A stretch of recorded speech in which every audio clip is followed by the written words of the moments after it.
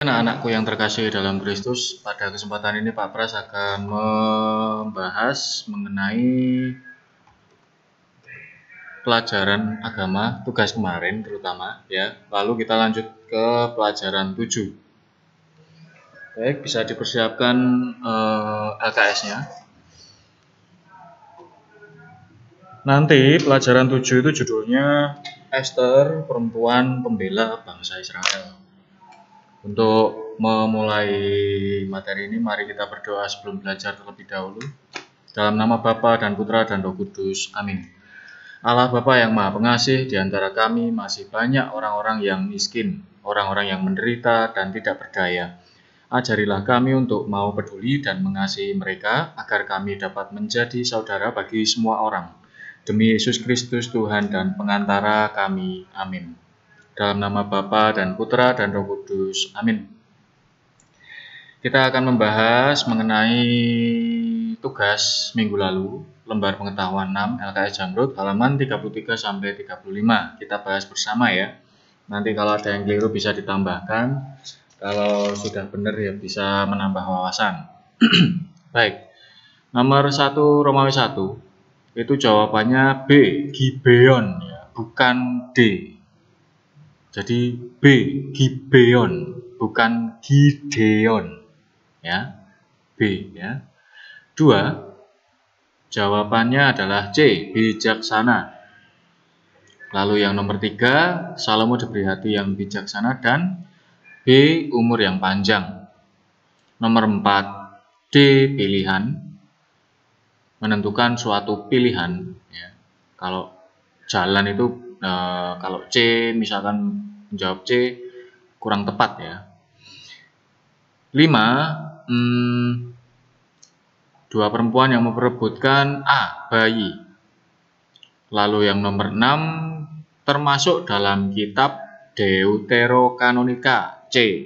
Baik, di sini Pak Pras akan menjelaskan mengenai Deuterokanonika. Apa itu Deuterokanonika ya? Kita buka bersama. Arti Deuterokanonika ya.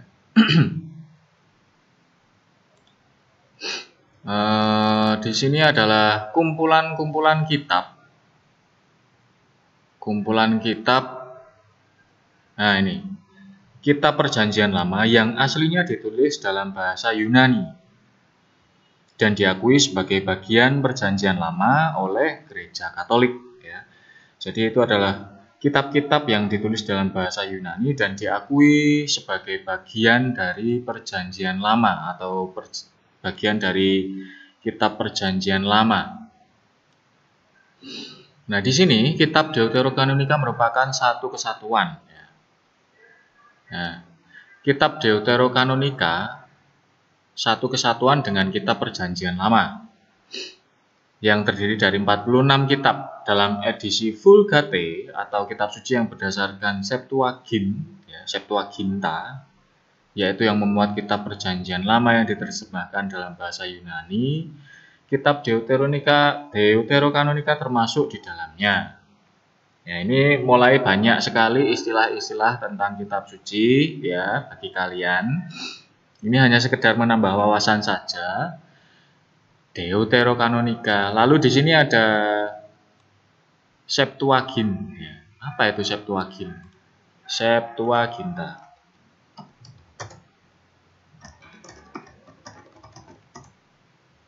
Septuaginta. Ini. Kalau dalam Wikipedia, ya, Septuaginta itu ini. Kata Latin yang berarti 70 adalah sebuah terjemahan Alkitab Ibrani berupa teks terkait ke dalam bahasa Yunani Koine. Ya. Merujuk pada ini bahasa-bahasa Yunani ini sebagai terjemahan Yunani yang utama dari Perjanjian Lama. Maka Septuaginta disebut juga Perjanjian Lama Yunani. Itu ya. Jadi kalau ada yang masih belum paham bisa di browsing sendiri di halaman Google arti Septuaginta ya. kemudian Deuterokanonika ini ya. Jadi Deuterokanonika itu adalah kitab-kitab perjanjian lama. Begitu, kita lanjut di nomor 7, jawabannya A, beriman dan sederhana. 8, sikap memberi sesuai dengan haknya adalah sikap yang D, adil. 9, mengakibatkan apa? Sengsara rakyatnya ya. B, 10, orang miskin dan terlantar sering kurang diperhatikan oleh A, penguasa. Itu Romawi 1, jika ada yang keliru bisa dibenarkan. Romawi 2, jawabannya nomor 1 di dalam melalui mimpinya Salomo ya. Lalu nomor 2, hak seorang anak yaitu mendapat kasih sayang dari orang tua. Jawabannya orang tua. 3, sikap orang tua bila melihat keberhasilan anaknya adalah ini ya, bangga boleh, bahagia boleh, senang boleh. Ini ya. Nomor 4, jawabannya rakyat, mengutamakan kepentingan rakyat di atas kepentingan pribadi. Nomor 5, tindakan korupsi merugikan diri sendiri dan orang lain ya. Merugikan diri sendiri dan orang lain. Lanjut ke Romawi 3. Menjodohkan, ya ini nomor 1, miskin lemah tersingkir. Siapa itu? Sesamaku ya. Jadi kita memiliki sesama atau memiliki saudara kita sesama manusia, ada yang miskin, lemah dan tersingkir. Ya toh? Nomor 2, Roh Kudus itu membimbing kita semua ya. Membimbing ya, terutama ketika kita membuat pilihan mana yang benar, mana yang baik, mana yang benar, mana yang buruk. 3, menjadi murid Yesus harus mencintai sesama ya. Mencintai sesama. Maksudnya itu bukan kamu terus bilang I love you ke sesamamu semuanya, enggak. Cinta itu lebih ke kasih ya. Cinta kepada sesama, mengasihi sesamamu ya. Jadi kalau misalkan temanmu berkelahi ya dilerai, dipisah. Kalau adikmu jatuh ya ditolong ya. Nomor 4, cinta kepada manusia. Siapa itu? Allah. Allah itu mencintai manusia. Ya. Mengasihi manusia, menyayangi manusia.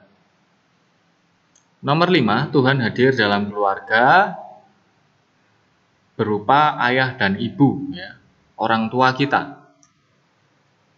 Romawi 4, uraian. Apa artinya kebijaksanaan? Ya, ini.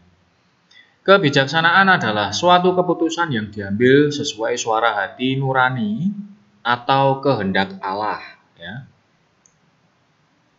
Suatu keputusan yang diambil sesuai suara hati nurani dan atau kehendak Allah. 2,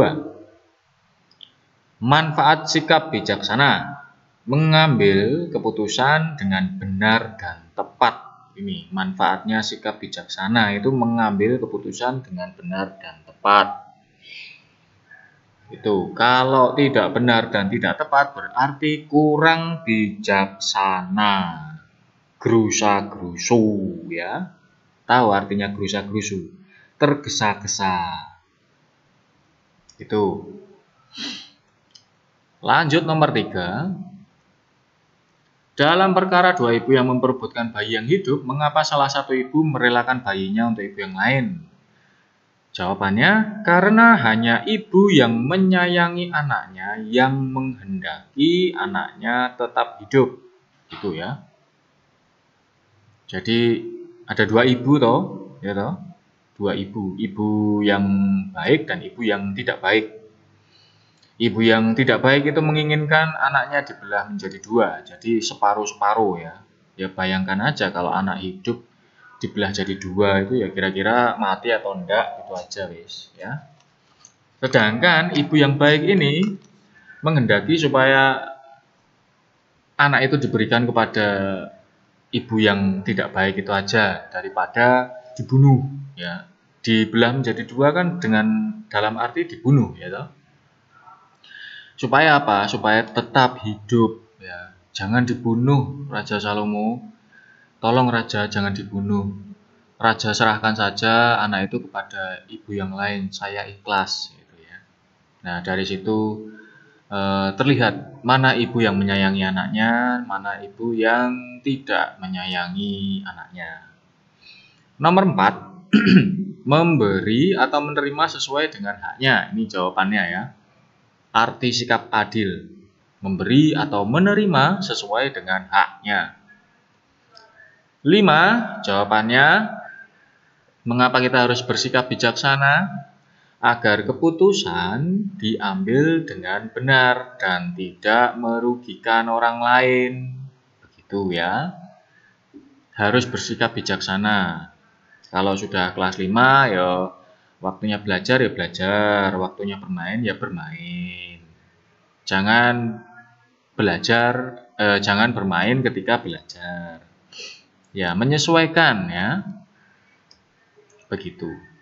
Lanjut, kita akan membahas mengenai pelajaran 7, yaitu judulnya Ester Perempuan Pembela Bangsa Israel. Nah, dalam Perjanjian Lama, tokoh perempuan Israel yang peduli terhadap kesejahteraan dan memperjuangkan bangsanya adalah Ester. Siapa yang bernama Ester di sini? Ya, berarti kamu adalah simbol seorang perempuan yang berani memperjuangkan kesejahteraan, ya, simbol sebagai seorang perempuan yang peduli. Kecantikan dan kesederhanaan Ester menimbulkan kasih sayang Raja Ahasiweros dan semua orang yang melihat dia. Jadi Ester ini cantik dan sederhana. Ayo, kamu yang namanya Ester ada atau tidak? Ya, kamu adalah simbol kecantikan dan kesederhanaan. Ya.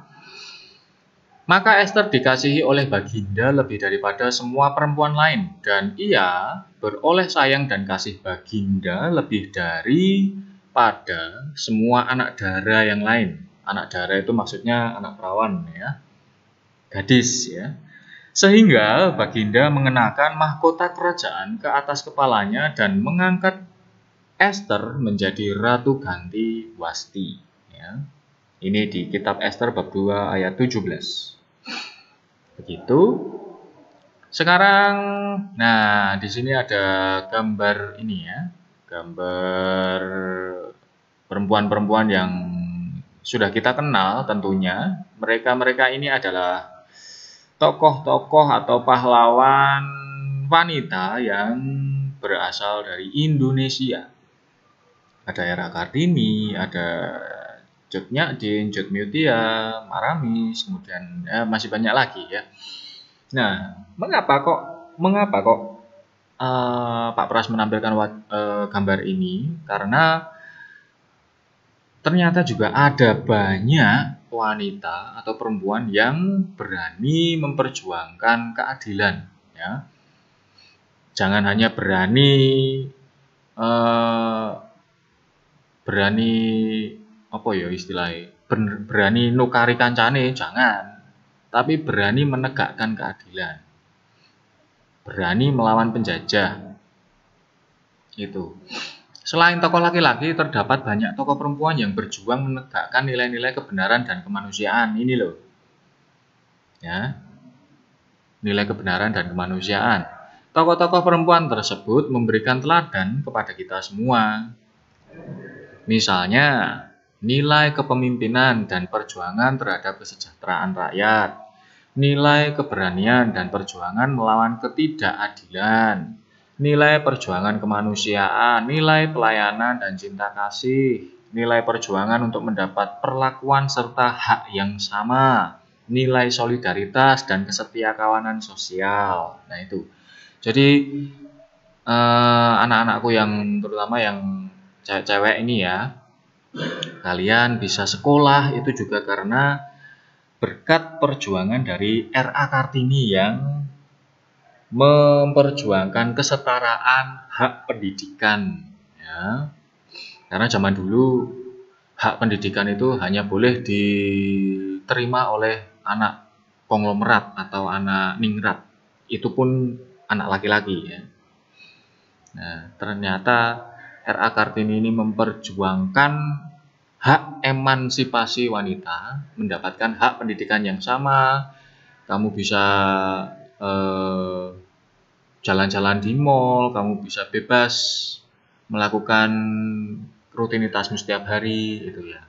Dan R.A. Kartini ini kebetulan, Raden Ajeng Kartini ini kebetulan masih kerabat dari almarhum Romo John Tondo Wijoyo, ya, masih kerabat ya dari Romo Tondo CM yang meninggal beberapa waktu yang lalu, ya, almarhum Romo Tondo. Kalau kalian ada yang tahu, ya itu R.A. Kartini adalah kerabat, masih kerabat dengan almarhum Romo Tondo. Kebalik ya, almarhum Romo Tondo Wijoyo itu masih ada kerabat dengan R.A. Kartini, ya. Jadi Romo Tondo Wijoyo itu mempunyai gelar ningrat KRMT, Kanjeng Raden Mas Tumenggung, ya, itu. Lalu yang terakhir, tokoh perempuan yang berani memperjuangkan bangsanya terdapat juga di dalam kitab suci, yaitu Esther. Mari kita bersama-sama menyimak Ratu Esther cantik berani, ya, cerita kitab suci Esther, perempuan pembela bangsa Israel. Dari kitab suci Esther bab 7 ayat 1 sampai 6. Kita simak bersama.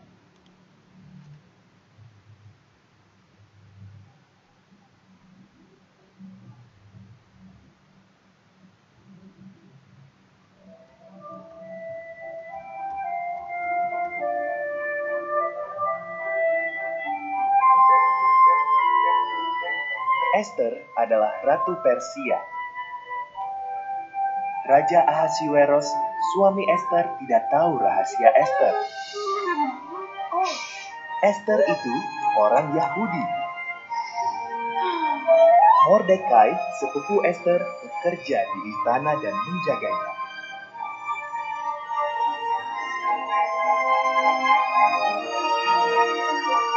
Haman, penasehat Ahasiweros, baru menerima penghargaan. Ia sangat bangga. Semua sujud pada Haman, kecuali Mordekai. Haman tersinggung. Ia bersumpah akan membunuh Mordekai dan semua orang Yahudi.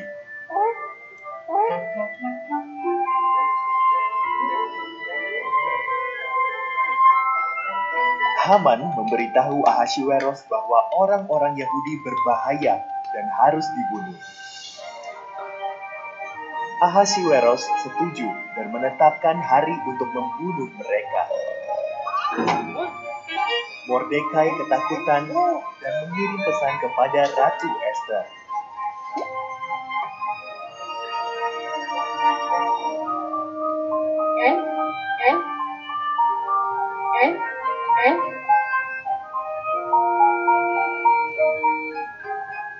Ubahlah rancangan baginda raja, pesan Mordekai. Jika aku menghadap raja tanpa dipanggil, aku bisa dihukum mati, jawab Esther. Mungkin justru untuk saat inilah kau dijadikan ratu, kata Mordekai.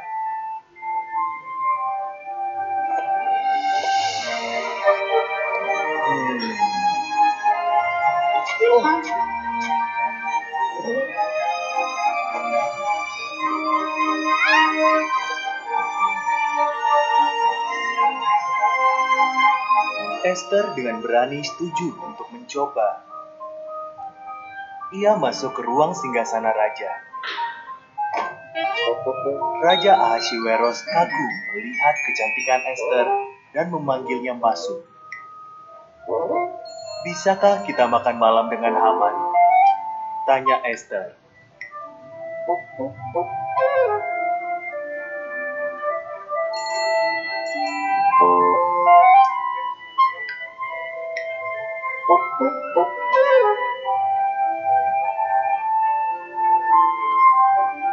Haman sedang membangun tiang gantungan besar di belakang rumahnya. Ia berencana menggantung Mordekai di situ. Lalu datanglah undangan raja. Haman pun pergi untuk makan malam di istana raja.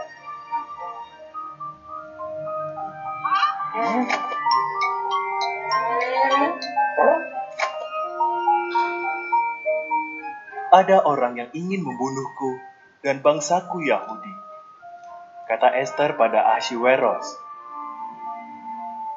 "Siapa yang tega berbuat begitu?" tanya sang raja. "Si jahat Haman," seru Esther. "Haman, pengawal, hukum mati dia."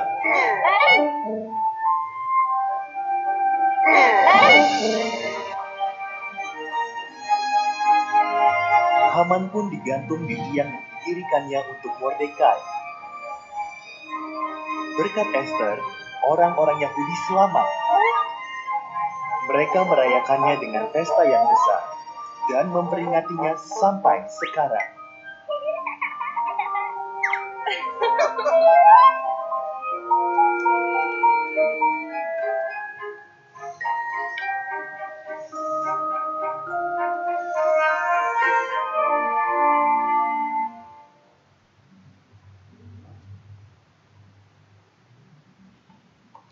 Ya, begitu tadi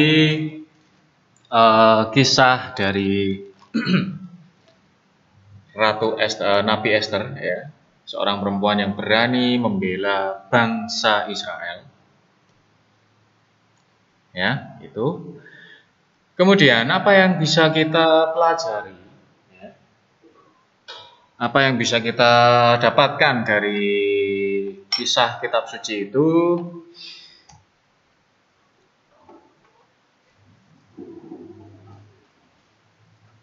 Nah, kesimpulan yang pertama, ya, Esther memiliki anugerah kecantikan dan kesederhanaan. Kecantikan yang ia miliki merupakan anugerah dari Tuhan. Tuh, ya. Jadi kecantikan dan kesederhanaan itu anugerah dari Tuhan yang dimiliki oleh Esther. Ya. Lanjut, dengan kecantikan wajah serta keelokan hatinya, ia berperan sebagai perempuan yang berani memperjuangkan kebenaran demi keselamatan bangsanya. Ya. Dia mengatakan kepada Raja Ahasiweros bahwa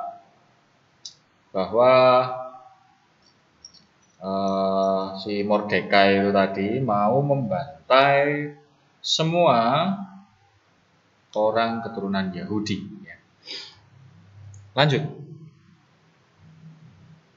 Dalam cerita kitab suci tadi kita dapat meneladani sikap-sikap Esther, yaitu sederhana, cantik hatinya, berani serta peduli. Ya. Jadi cantik hatinya itu bukan berarti maksudnya itu sikapnya itu ya. Esther sebenarnya bisa hidup bahagia di dalam istana raja dan memiliki apa saja yang ia minta. Tetapi karena ia peduli terhadap penderitaan bangsanya, ia rela mempertaruhkan hidupnya demi keselamatan bangsa. Ya. Dan kesimpulan yang terakhir, Allah telah memberikan cinta kasih yang begitu besar kepada setiap manusia. Maka sudah sepatutnya manusia juga memberikan cinta kasih kepada sesamanya melalui hal-hal kepedulian, kerjasama, semangat saling membantu, dan lain sebagainya. Ya, itu. Jadi teladan dari Esther yang dapat kita tiru, yang dapat kita contoh.